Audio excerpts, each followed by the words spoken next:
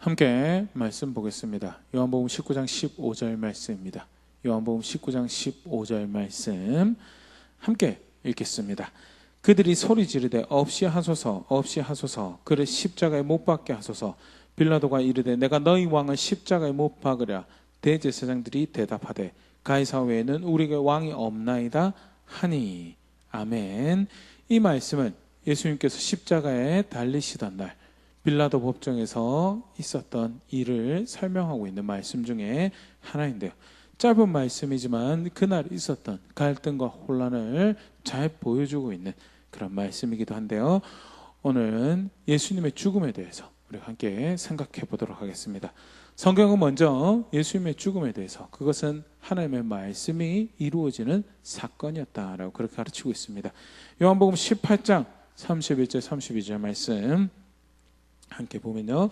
빌라도가 이르되 너희가 그를 데려다가 너희 법대로 재판하라. 유대인들이 이르되 우리에게는 사람을 죽이는 권한이 없나이다 하니.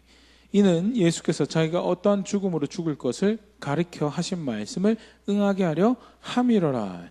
유대인들이 특히 종교 지도자들이 예수님을 죽이고 싶을 만큼 미워했는데 정작 자기들의 손으로 죽이지 않고 빌라도에게 넘겨서 죽도록 하였다라는 것이 31절에 등장하는 말씀이고 32절에 그것이 무엇을 의미하는가? 그것은 말씀을 응하게 하는 일이었다. 다르게 표현하면 하나님 말씀이 성취되는 그런 사건이었다. 그러면 어떤 말씀이 성취되었는가?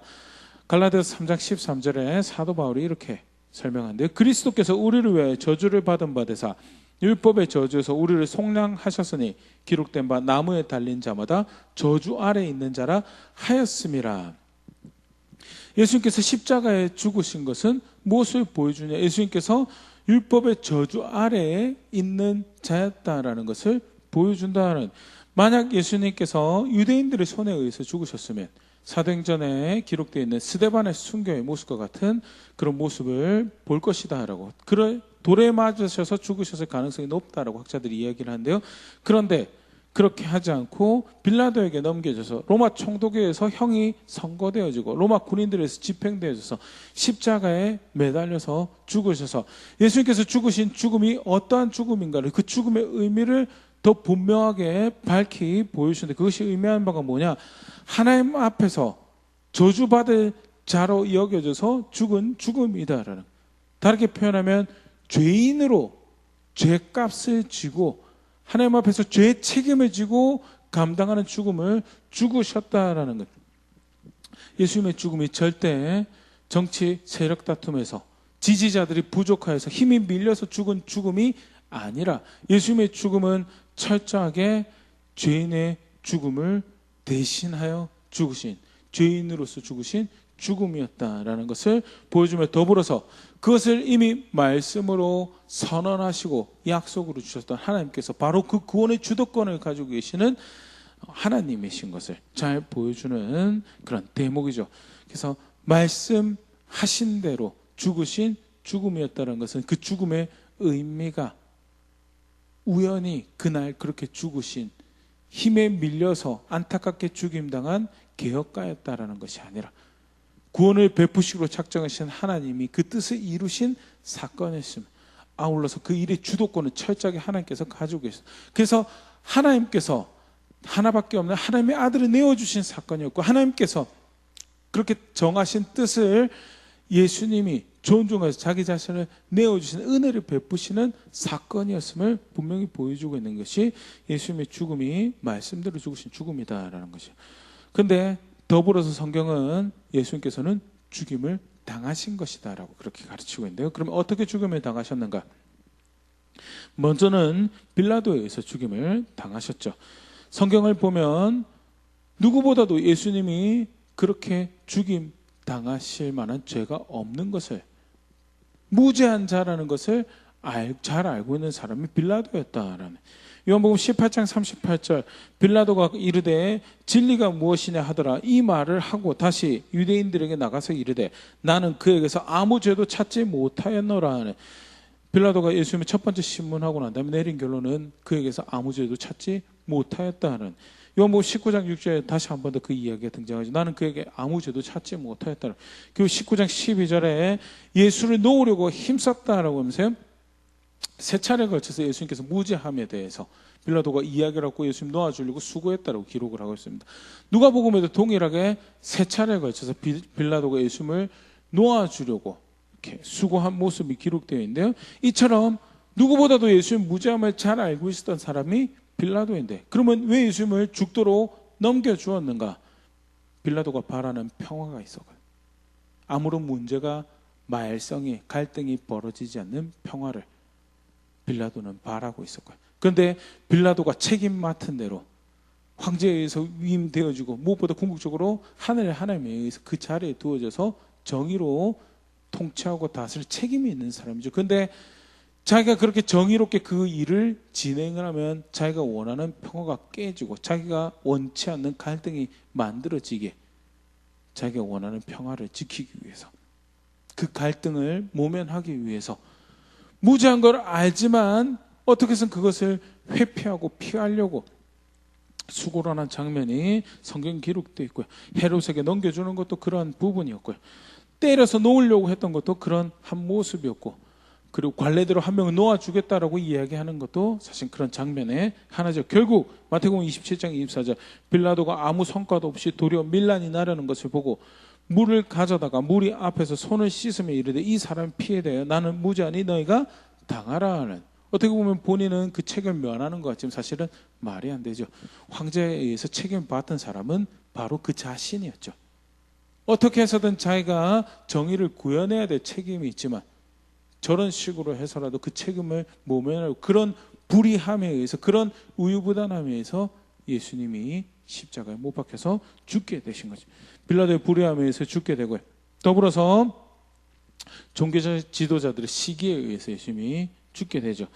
마태복음 27장 18절, 이는 그가 그들의 시기로 예수를 넘겨준 줄 알미더라. 마가복음 15장 10절, 이는 그가 대제사장들이 시기로 예수를 넘겨준 줄 알미더라 하면서 빌라도가 보기에도 종교 지도자 유대인들이 예수님을 시기해서 죽도록 하는 것임에 대해서 분명히 이렇게 확인되어졌다라고 성경 기록이 하고 있는데요. 그러면 무엇을 시기한, 무엇이 자기 것이 아닌데 그렇게 가지려고 욕심을 부리고 있었던가에 대해서 요한복음 11장 47절 48절, 이에 대제사장들과 바리새인들이 공회를 모으고 이르되 이 사람이 많은 표적을 행하니 우리가 어떻게 하겠느냐? 만일 그를 이대로 두면 모든 사람이 그를 믿을 것이요 그리고 로마인들이 와서 우리 땅과 민족을 빼앗아 가리라 하니, 47절 보면 그렇게 해요. 표적이 많다라고, 쉽게 말해서 증거가 많다라는, 그가 하나님께로부터 온 구원자이심을, 하나님께로부터 왕이심을 확인한 증거가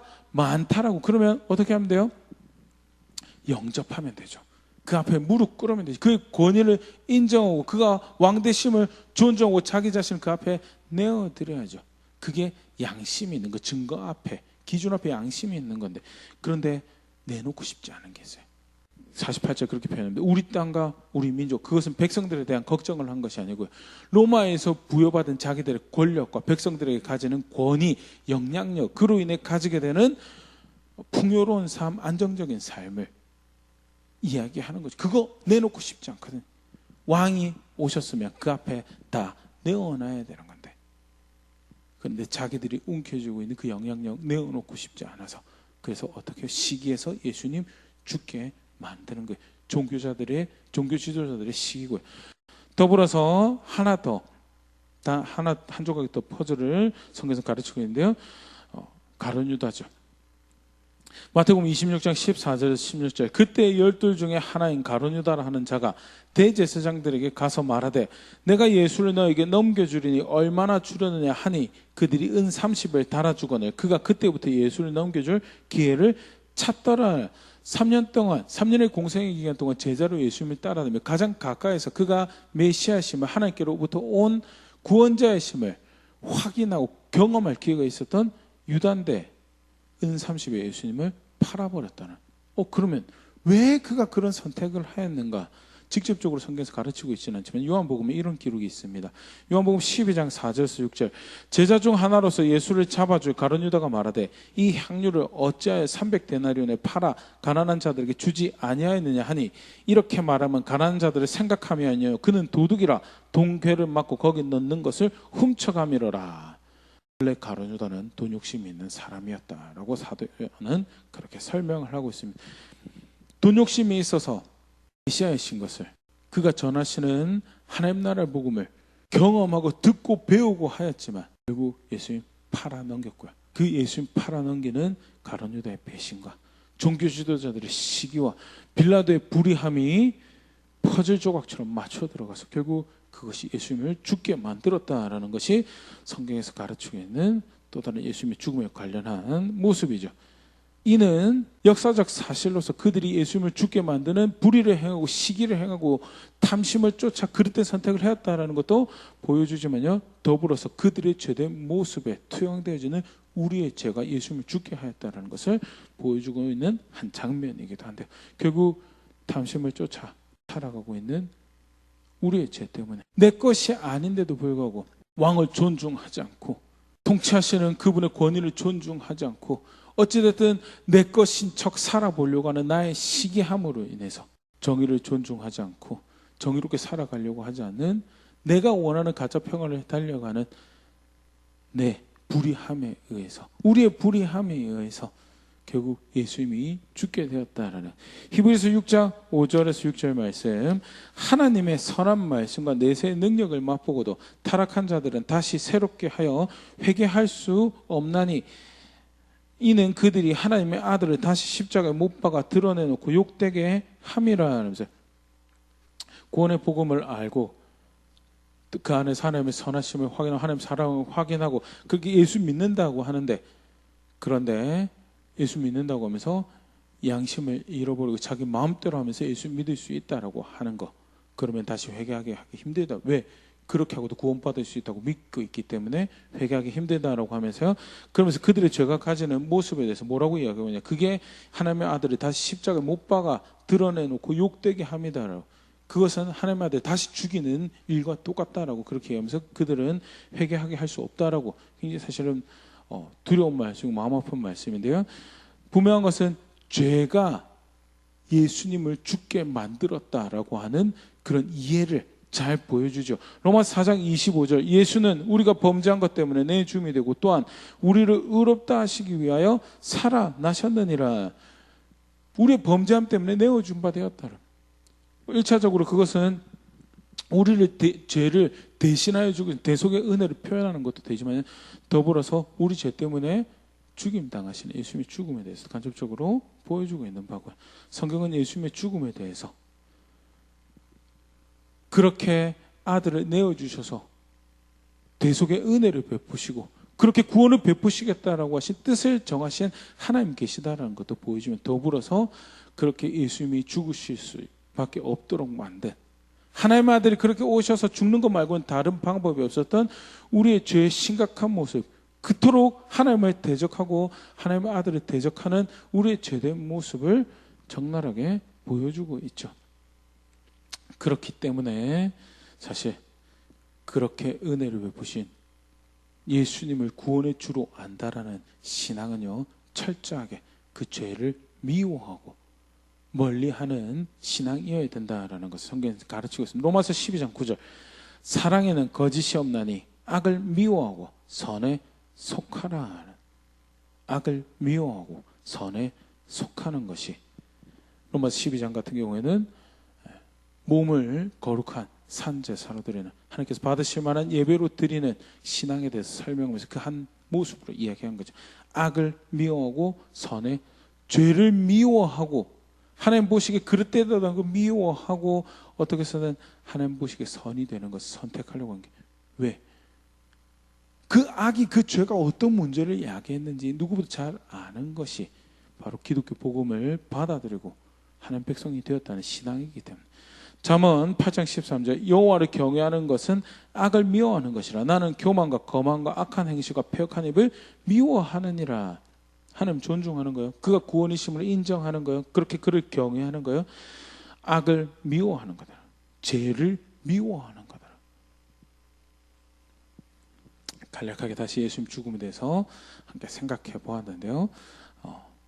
우리의 죄가 그의 죽음의 원인이었다는, 구원을 베푸시겠다는 하나님 뜻이 있었지만 궁극적으로 사실은 그 문제를 이야기했던 우리의 죄가 그 문제의 근원이고, 그것이 결국 하나님 아들을 죽게 만든 심각함이었다라는 것에 대해서 다시 생각해 보면서요, 나는 어떤 신앙을 고백하고 있는가 다시 한번 돌아볼 수 있으면 좋을 것 같습니다. 하나님의 아들이 육신으로 오셔서 그 비참한 죽음을 당하게 한 궁극적 문제가 죄라는 것을 안다면 어떠한 모습이건 어떠한 방법이건 간에 그 죄를 미워하기 위해서, 죄를 삶에 거절하기, 어떻게 해서는 악을 기뻐하고 존중해야 되고 존중하지 않는 그 모습을 거절하기 위해서 발버둥치고 노력하는 것이, 그게 정상적인 신앙이다라는 거예요. 정말 사랑해야 될 것이 무엇인지 알고 어떻게 해서든 내 삶에서 거절하고 벗어버려야 되는 것이 무엇인지 분명히 아는 자처럼 걸음걸음 선택하며 그렇게 받으실 만한 신앙 고백으로 하나님 앞에 서는 우리가 될 수 있으면 좋을 것 같습니다.